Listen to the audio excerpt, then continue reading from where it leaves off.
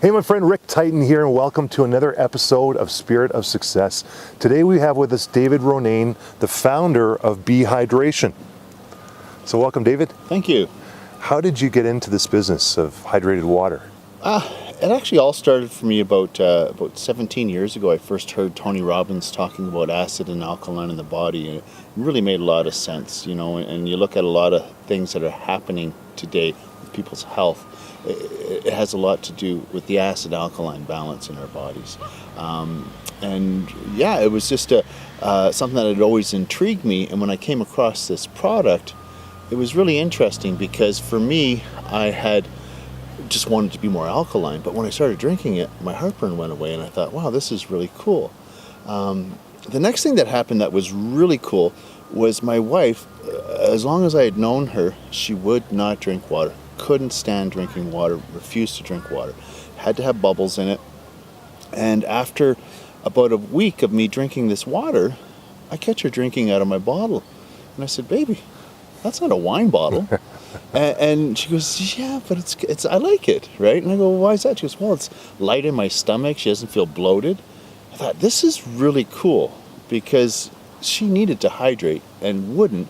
But now she is. And so I thought, well, this is a great opportunity.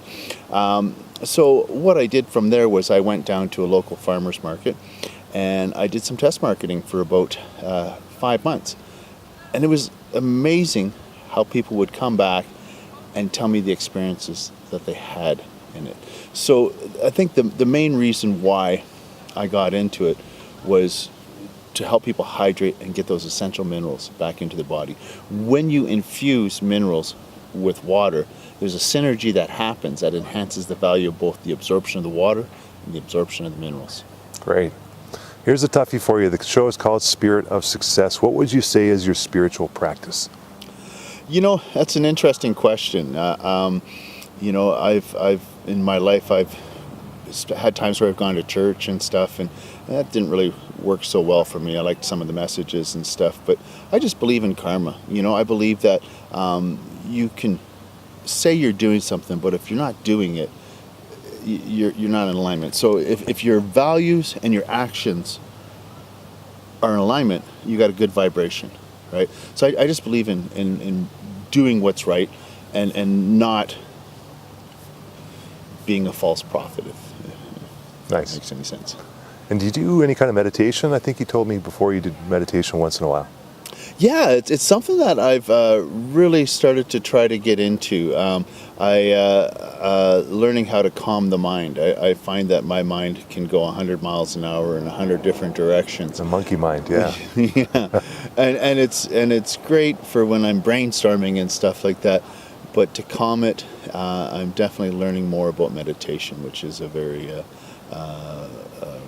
positive thing in my life. Great. So we'll switch back now to business. What makes water in our bodies acidic? Well, there's a couple things that are affecting the acidity in our body. And number one, our culture, our lifestyle, we eat a lot of crap.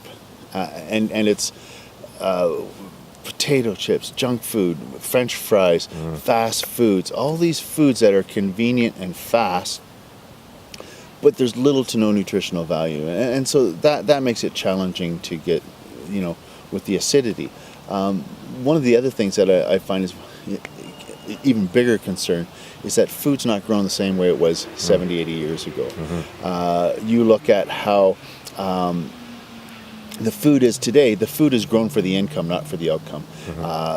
People, they just want it to look better. And I kind of have a joke about strawberries. When you go to a store like Costco and you buy strawberries, they remind me of my ex. And they really look good, but they lack the substance, they lack the nutritional value. It's just looks, right?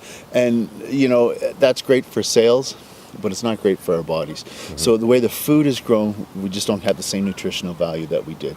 The third thing is how we combine foods, which a lot of people don't really realize. But when you chew, your taste buds go, oh, meat, a protein.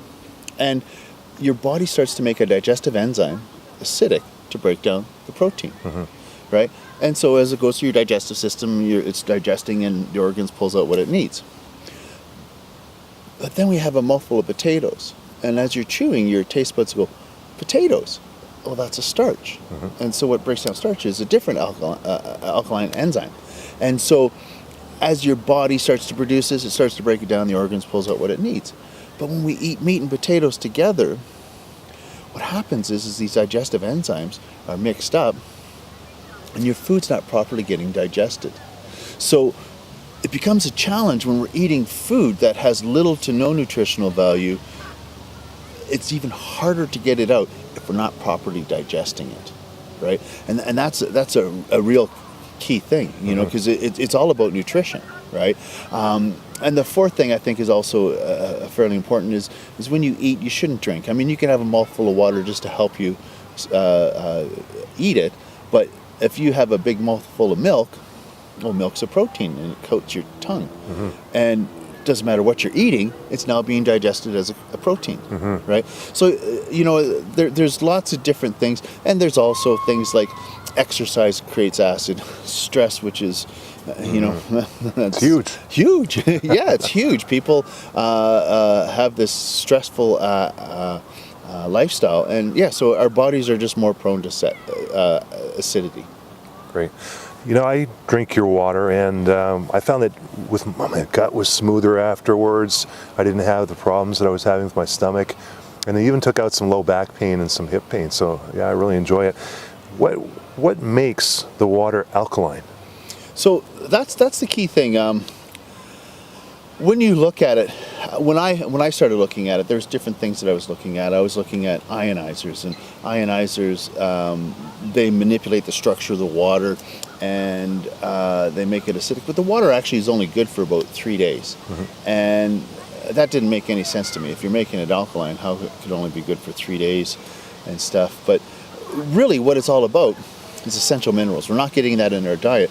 So what we do is we use actual minerals in our water. Right? You've got that little mineral stick there. Yeah. That silver stick, if you can see it. Yeah, exactly. So what happens is when we put the stick in the water, the minerals infuse with the water, and there's a synergy that happens, and the synergy enhances the value both of the absorption of the water and the absorption of the minerals. And you probably noticed that when you drank it, you didn't feel bloated, right? And your body just absorbs it so much faster, right? So essential minerals are very key to this. If you take a kettle and put 10 cups of water in it and boil it down to 1 cup, well, technically, it's more alkaline because the minerals are more condensed. And it's only like drinking 10 cups of water in 1 cup, right? But it's the essential minerals that we're missing. So I find that alkaline can sometimes be a great word that, you know, helps to promote and market things, but it's like I can say, hey, our new sticks are gluten-free. And Rick, that's accurate. But it's nonsense because, of course, there's no gluten, right? Yeah. But it's a buzzword that people like to hear. Yeah. Cool. And so how is your product, Behydration, different than other similar products in the market? Well, what got me going with this is that the products are there's different levels of concentrations in it, and so when you look at other products in the market, I'm a very frugal guy, and I like tremendous value, and so I took minerals that are more concentrated, right? Have a longer lifestyle. So when you look at some sticks on the market, I've seen them as low as 40 liters. 1 stick will do 40 liters. And if you leave it in too long, the water goes all milky. The big common ones that you see are about 180 liters, right? Ours does 2,000 liters. So, I mean, when you look at it, I think things that are important is value. It's 2 cents a liter, right? It's just a better value that way. Yeah. But also, when you look at the carbon footprint, you know, if you got a stick that does 180 liters and one that does 2,000 liters, well, it's 1 stick versus 11 sticks, right? So it's just, so the biggest difference when you look at alkaline water that uses minerals, it's the way it's condensed and the dilution of the minerals, and so we go for the better quality. Beautiful. Yeah, gives you a lot more. I was thinking of a catchphrase for your product. I gave it a lot of thought. I know we were talking about it before, and here's what I came up with. let's make Canada and America great again with dehydration. Does that work for you? Anyways, thanks for watching, guys. This is David Ronayne, Dehydration. And thanks for watching. Trump in there. Welcome to Spirt of Success, and we'll see you again soon. And remember, you call the shots.